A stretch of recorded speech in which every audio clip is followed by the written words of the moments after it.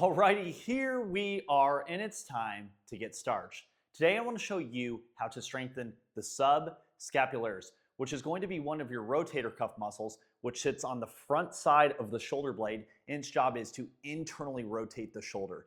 And that's one of the reasons why it's almost never trained, is because when people do rotator cuff work, they tend to only do external rotation. Now, what we're going to do in this exercise is we're going to try to bias or isolate the subscapularis. And the reason we have to do that is because we've got some other muscles that help with internal rotation. That's going to be the pec major, the lat, and the teres major.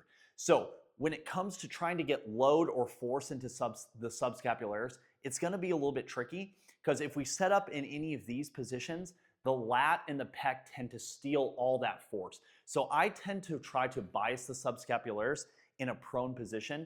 Now I've got to admit, if you do this exercise poorly, you're not going to feel much.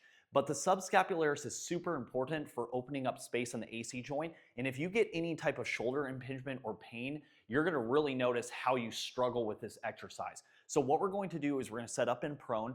We're going to abduct our shoulder to 90 degrees. And then we're going to act like our elbow is pinned in the air. And then what we're going to do is we're going to internally rotate the dumbbell to the ceiling. Now your goal is to not move the elbow in space as you rotate. You're going to try to keep your elbow pinned at 90 degrees. And that's honestly one of the hardest parts of this exercise. The second thing I want you to avoid is I don't want you to throw your shoulder blade forward. So I want you to not throw and jab with your shoulder blade. So here's what it looks like. This is going to be your subscapularis rotation. I like to do this with a dumbbell. You can even do this with a cable. It's just going to be an egregious setup. So we're here.